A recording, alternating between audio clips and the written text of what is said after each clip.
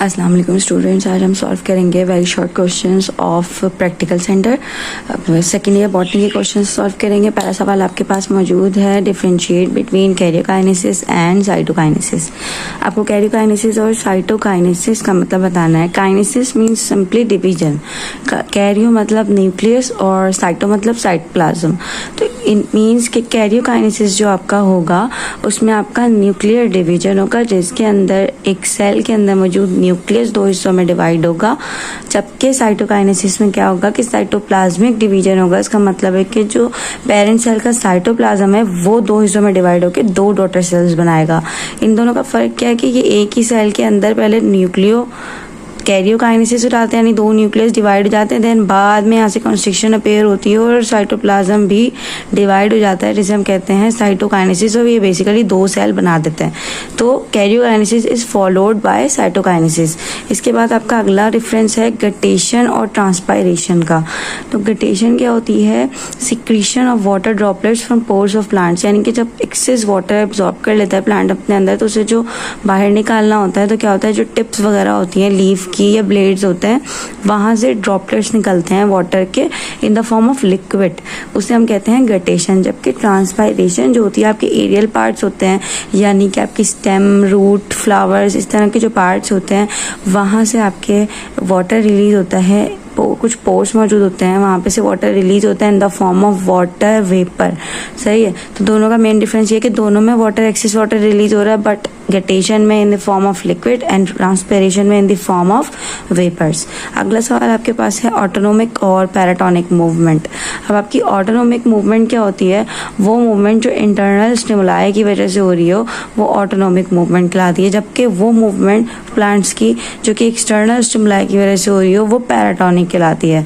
Internal stimuli में genetic makeup वगैरह आ जाता है और पैराटोनिक में एक्सटर्नल स्टिमुलाई में आपके पास external factors like temperature, light intensity और केमिकल्स वगैरह आ जाते हैं। इसके बाद आपके पास अगला सवाल है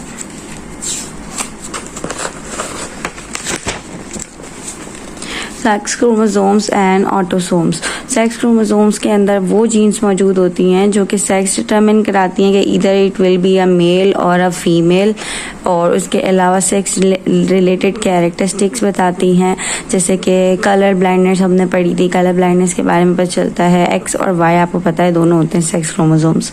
अब इनके ऊपर जो है colour blindness, haemophilia, night blindness और ये डिफरेंट ट्रेट्स लगे होते हैं जो कि सेक्स लिंक्ड इनहेरिटेंस भी हम पढ़ते हैं उसके अंदर।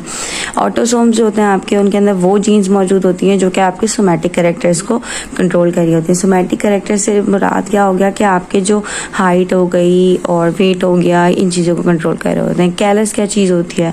आपकी जो कैम्बियम होती है, यानी कि आप बेसिकली आपके प्लांट में जहाँ भी आपको वुंड होता है वहाँ पे उसके इर्द गिर्द इरेगुलर टिश्यूज़ बनना, पैरेन्काइमेटस टिश्यूज़ बनना स्टार्ट हो जाते हैं और उन टिश्यूज़ को हम कहते हैं क्या?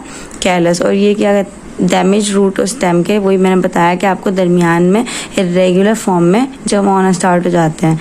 ठीक है। उसके बाद आपके पास आ जाता है right any two characteristics of meristem. ठीक, तो आपके जो दो कैरेक्टरिस्टिक है मेरिस्टेम के, उसमें आपके पास पहला ही आ जाता है कि इनके पास सेल्फ रिन्यूअल कैपेबिलिटी होती है, यानी कि ये जो है आगे से आगे खुद ग्रो कर रहे होते हैं जैसे प्लांट्स की।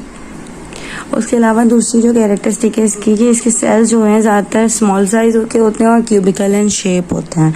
नेक्स्ट क्वेश्चन आपके पास आ जाता है शियोफाइट्स। शियोफाइट्स क्या होते हैं? शियोफाइट्स आपके वो प्लांट्स होते हैं जो कि अपने आप को इस तरह से अडॉप्ट करते हैं कि वो लो कंडीशंस में रहें, low light conditions. It means कि they required low intensity of light. उन्हें लो इंटेंसिटी ऑफ लाइट में सर्वाइव कर सकते हैं, उन्हें हम शियोफाइट्स कहते हैं। What is budding? बडिंग क्या होता है? ये सेक्सुअल रिप्रोडक्शन है जिसके अंदर एक नया ऑर्गेनिज्म डेवलप करता है, एक आउट ग्रोथ, यानी कि एक ऑर्गेनिज्म है उसके अंदर से एक आउट ग्रोथ निकलना स्टार्ट हुई जो कि बिल्कुल उसी के जैसी बन जाती है और के साथ साथ फिर वो यहाँ से डिटैच हो जाती है और एक नया ऑर्गेनिज्म बन जाता है जो कि बिल्कुल आइडेंटिकल होता है अपने पेरेंट ऑर्गेनिज्म से। ठीक है। उसके बाद आपके पास रहती है व्हाट इज सुपर कूलिंग। अब आपने याद रखना है कि प्लांट्स में जहाँ पे बहुत ज़्यादा कम टेम्परेचर होता है तो वहाँ पे क्या होता है कि आपके साइटोप्लाज्म जो साइटोसोल जो होता है सेल के अंदर, उसे उसकी जमने का यानी आइस क्रिस्टल्स बनने का मसला होता है।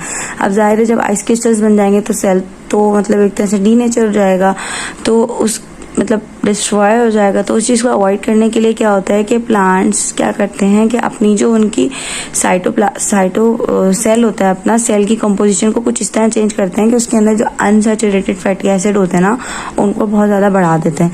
उनको बढ़ाने से क्या होता है कि वो कंपोजिशन में जो चेंज आता है उससे ये होता है कि आपका जो सोल होता है ना वो नहीं जमता, बल्कि जो आपके बाहर की सेल वॉल होती है ना वहाँ पे आइस क्रिस्टल्स बन जाते हैं, और जो अंदर साइटोसोल होता है उसका टेम्परेचर फ्रीजिंग पॉइंट से भी कम हो जाता है, बट उसमें आइस क्रिस्टल नहीं बनते, यानी सुपर कूलिंग हो जाती है। ठीक है, उसके बाद लैंटिक वाटर आपने बताना है। लैंटिक वाटर क्या होता है? वो वाटर जो कि स्टैंडिंग वाटर होता है, यानी कि ठहरा हुआ पानी, जैसे कि पॉन्ड्स, लेक्स, स्वैम्प्स वगैरह में होता है, तालाबों में, झीलों में आपने देखा होगा ठहरा हुआ पानी होता है, उसे हम कहते हैं लैंटिक वाटर। यहाँ पे हमारा पार्ट 1 कंप्लीट हो जाता है पीसी के बॉटनी के वेरी शॉर्ट क्वेश्चंस का। अब अगला जो है हम पार्ट 2 में डिस्कस करेंगे।